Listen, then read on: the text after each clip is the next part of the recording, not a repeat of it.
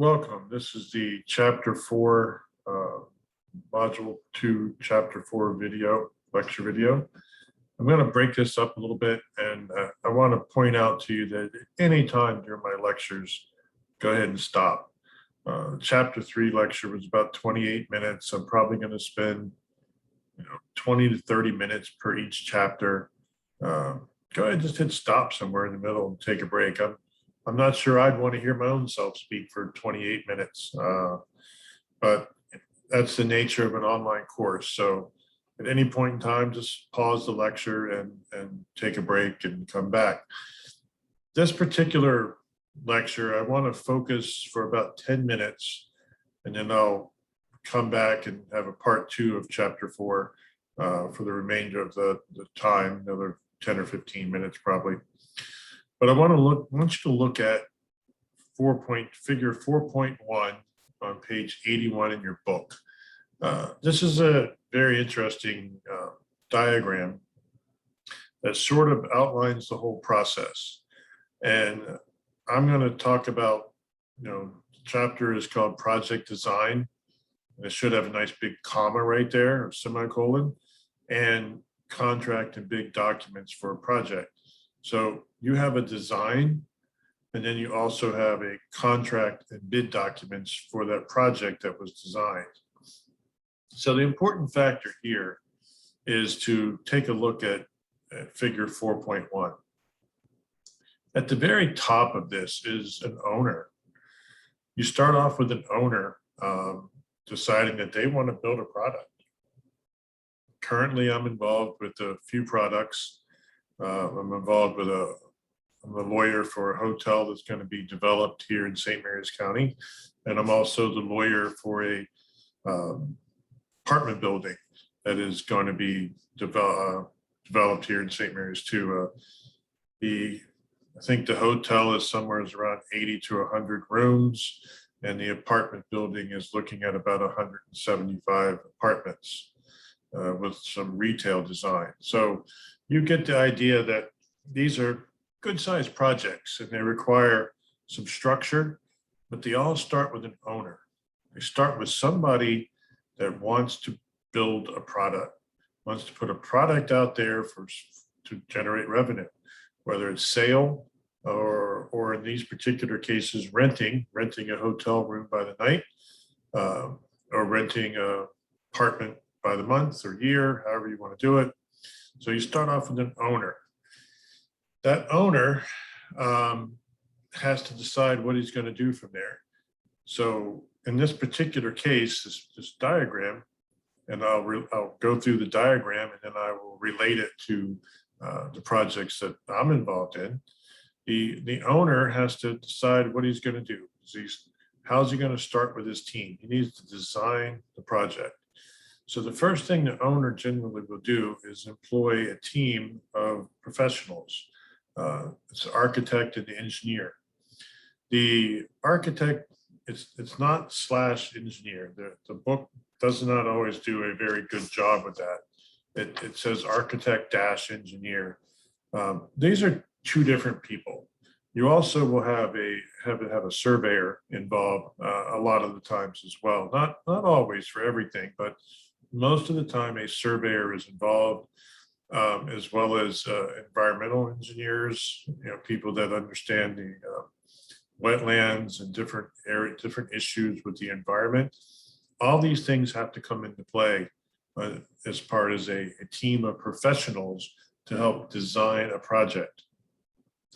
These architects and engineers are the team, and while the diagram shows architect engineer, keep in mind that it generally starts with the architect, and the architect will hire the engineer, surveyor, environmental person. Those are all your consultants or consulting engineers that stem from the architect. I don't like the way the bubble shows in 4.1. I keep saying it because it almost annoys me that the engineer is classified with the architect. It's really an architect. Now, sometimes the owner will hire the architect and all the other consultants. they'll hire the environmental person, they'll hire the civil engineer, they'll hire the land surveyor. If they need to do some other work, they might hire a structural engineer to sort of give them some ideas of what they're looking at, or a soils engineer if they need to know about something, some sort of say soil issues with footers or drainage or anything like that. So these are the people that develop the design. A lot of times people think it's just the architect that develops a design, and sometimes they do. They'll put together a drawing and, here, this is what we want it to look like. Well, that's not realistic unless you have a complete open slate of, whatever, 20 acres and your building's going to be 1 acre. You really need to know the constraints of a site and look at the big picture. It's what you end up with is a concept plan. You have to have the civil engineer and the surveyor and the environmental people lay out what the existing conditions look like on a site. And then at that point, the architect can put a building on it based upon what the owner's desire is. And once you have a picture like that, you then can proceed with actual design documents. Once you do your design documents, those are your construction drawings. Also, the architect will write the specifications for the job. You have to have a spec book when you're building any kind of commercial building. Usually it's a list of materials for, say, a residential home, but you need a list of specifications and shop drawings that architects put together. We'll get in later on how they do that. So once the architect and the engineering team have done a design documents, they have this construction documents underway, that's when the owner looks to hire a general contractor. Sometimes the architect will hire the general contractor. That's the design build part of the program. Most of the time, the owner is the one picking the general contractor. Underneath that general contractor, they have to have several things going on. They have to have vendor. There's materials the general contractor will buy. Then the general contractor will have a bunch of subconsultants, subcontractors. Those subcontractors literally are going to be a concrete contractor. They're going to be steel. They're going to be, framing, whether it's wood or block or what you're going to frame with. Metal studs. It's still going to be a framing crew. Then there's going to be electricians and every discipline imaginable, HVAC, all the same disciplines will come in as subcontractors, right down to painters and people putting in the carpet. All of those are subcontractors. Sometimes, if it's a big project, the diagram shows over in the lower right corner, that you actually have subcontractors to the subcontractor, where they start to break up even pieces of everything. Like an example might be plumbing, we'll say, could be plumbing. Usually the plumber handles steam. The plumber may also handle our steam lines. It may also handle gas lines. It may handle work inside the building and outside the building. And all of that could be broken up under different subcontractors with a better specialty in mind or better expertise in mind. The specialty is, say, maybe putting in gas line or something like that. So one of the things that the drawing is specific about, though, is where these arrows are at. I also want to point out something that you could become one day, and that's the construction manager. A construction manager works directly for the owner and is somebody who understands the business and the process and is the go-between from the owner to the general contractor, from the owner to the architect. There's one circle that's not mentioned in here, and it's primarily probably because not too many people in the class are going to fulfill this one. But what am I? I'm a lawyer. And so the lawyer sits right next to the owner from the beginning of a project. The lawyer has to overview not just contracts, but also ordinances, and you're reviewing everything. You're also the mouthpiece. You're doing a lot of talking to people to make things go smooth and make sure people understand what it is they're supposed to do. I am not the construction manager. I would not know how to actually build a lot of things. I know how to design things as a surveyor and being involved with engineers and architects, but the lawyer is also a bubble in this process. There are not too many people that will endeavor to build a large project without hiring a lawyer right off the bat. So these arrows are important. They're called privity of contract.